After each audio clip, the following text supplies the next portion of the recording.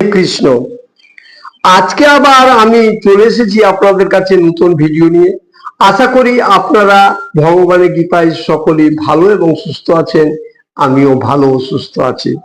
তাহলে আজকে যে আপনাদের সামনে নতুন ভিডিও শুরু করব, সেই ভিডিও বিষয়বস্তু হচ্ছে কি কি যোগ্যতা থাকলে ভগবান আপনার ডাকে সাড়া দেবে। সুন্দর কথা, কি কি যোগ্যতা থাকলে ভগবান আপনার ডাকে সাড়া দেবে। একটা ছোট্ট উদাহরণ, ধরুন হাই স্কুলের হেডমাস্টার পদে যদি আমাকে অ্যাপ্লাই করতে হয়, তাহলে আমার যোগ্যতার কি প্রয়োজন? অন্ততপক্ষে মাস্টার ডিগ্রি কমপ্লিট হতে হবে, এমএ কমপ্লিট হতে হবে যে কোনো একটা বিষয়ে, আর 10 বছরের শিক্ষকতার অভিজ্ঞতা থাকা চাই।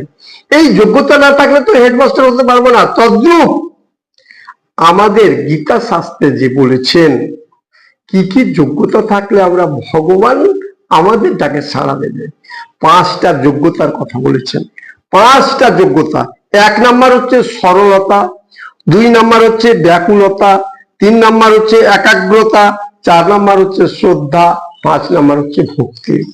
তাহলে সরলতাটা কি জিনিস? সরলতা, ভগবানকে বিশ্বাস করাই হচ্ছে সরলতা। খুব সহজ ভাবে ভগবানকে বিশ্বাস করা। যেমন গীতা শাস্ত্রে বলেছেন, মন্ত্রে তীর্থে দ্বিজে দেবে যাদৃশি ভাবলে যশ সিদ্ধির ভবতি তাদৃশি।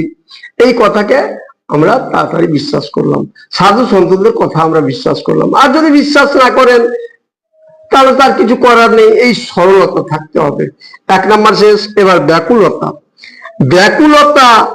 আকুল বাকুল। ব্যাকুলতা কি জিনিস আপনাকে বোঝাবার চেষ্টা নেই। ব্যাকুলতা থাকতে হবে। মনে করি কোন ছেলেকে যদি জলের মধ্যে ঠিক মতো মাথা ধরে ডুবিয়ে দেওয়া যায় এবং কিছুক্ষণ পরে তার যে আকুল বাকুল হবে, এটা স্পষ্ট বুঝতে পারছেন।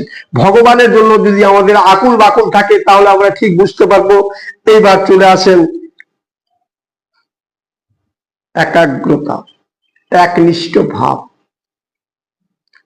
একলব্য দ্রোণাচার্যের কথা শুনেছেন। একলব্যের কথা শুনেছেন। গুরু দ্রোণাচার্যের কাছে দীক্ষা নিতে গিয়েছিল। ছোট জাত বলে দীক্ষা দেয়নি দ্রোণাচার্য, গুরু দ্রোণাচার্য। সেই একলব্য তখন কি করেছিল? মাটির মূর্তি করেছিল গুরুদেবের মাটির মূর্তি করে।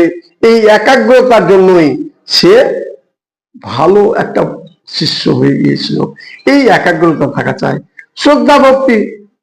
শ্রদ্ধা ভক্তি না থাকলে তো ভগবানকে কি করে ডাকবেন সেটা আলাদা জিনিস। হরিনাম করাও সম্ভব হবে না শ্রদ্ধা ভক্তি না থাকলে। আপনি সমাজের মধ্যে হাততালি দিয়ে বা কোন রকম যন্ত্র বাজিয়ে হরে কৃষ্ণ কৃষ্ণ কৃষ্ণ হরে হরে, হরে রাম রাম রাম হরে হরে, এটাও বলতে পারবেন না। তাই গীতায় বলেছেন, শ্রদ্ধ ধ্যানা মত পরমা ভক্তাতে অতীব মে প্রিয়। এটা কোন শ্লোকে বলেছেন শুনলেন? গীতার ভক্তি যোগে 20 নাম্বার শ্লোকে বলেছেন যে শ্রদ্ধাবান মত পরায়ণ ভক্তগণ আমার অত্যন্ত প্রিয়। একটা গল্প বললে বিষয়টা ক্লিয়ার হয়ে যাবে।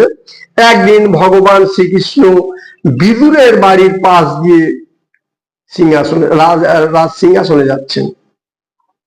এদিকে বিদুর বলছে কৃষ্ণ এসো, কৃষ্ণ এসো। কৃষ্ণ সোজাই বলছে না, আমি যাব না। পরাশরী ডাক দিচ্ছে, তার বউ বিদুরের বউ পরাশরী ডাক দিচ্ছে, বিদুর এসো এসো, কি না আমি যাব না। চলে গেল। রাগ হয়ে গেল। কার না রাগ হবে? আপনাকে ডাক দিলে আপনি যদি শ্রবণ না করেন তাহলে রাগ হবেই। বিদুরেরও রাগ হলো, পরাশরীরও রাগ হলো। পরাশরী নিজের ঝাড় ঝাঁটা দিতে শুরু করে দিলেন, নিজের গৃহ কাজে রত হয়ে গেলেন। আর এদিকে বিদুর স্নান করতে গেলেন, গঙ্গায় স্নান করতে গেলেন। কিছুক্ষণ পরে শ্রীকৃষ্ণ ফিরে এসে বলছে, কই পরাশরী, আমাকে খেতে দাও, খুব খিদে লেগেছে। এত আনন্দ হয়েছিল যে সেই পরাশরী শ্রীকৃষ্ণকে চেয়ারে বসিয়ে, খাওয়ার তো কিছু নেই, একটা পাকা রম্বা বা কলা আছে, সেই কলাকে ছিলছে আর আসল কলাটা ফেলে দিয়ে চৌকাটা দিচ্ছে। চৌকাটা স্বয়ং শ্রীকৃষ্ণ খুব আনন্দ সহকারে খাচ্ছে। এদিকে গঙ্গায় বিদুরের কাছে খবর চলে গেছে তোমার বাড়ি স্বয়ং শ্রীকৃষ্ণ গেছে। এবার বিদুর করেছে কি, একটাই ধুতি, ধুতিটা এবার কাজ কেচে টেচে চাপতে চাপতে চাপতে চাপতে চলে এসছে। আনন্দ চলে এসছে, আনন্দ আত্মহারা চলে এসছে। তখন এসেই বলছে যে পরাশরী, তার বউকে বলছে, পরাশরী তুমি একই করলা, তুমি কৃষ্ণকে কলা না দিয়ে কলার চোকা দিচ্ছ। পরাশরী ঘুরিয়ে সেই বিদুরকে বলছে, তুমি কি করলা, তুমি কাপড়টা পরতে পারোনি, ন্যাংটা হয়ে চলে এসছো, কাপড়টা পরো আগে। এই যে বিদুর এবং পরাশরীর মধ্যে পাঁচটা ভাবই ছিল: সরলতা, সরলতা, ব্যাকুলতা, একাগ্রতা, শ্রদ্ধা, ভক্তি। তাই ডাকে সাড়া পেয়েছিল। আশা করি আপনাদের বোঝাতে পারলাম। নিত্য নতুন যারা আমার ভিডিও দেখছেন তারা সাবস্ক্রাইব করবেন, আর পুরাতনরা কমেন্ট, শেয়ার এবং লাইক করবেন। হরে কৃষ্ণ।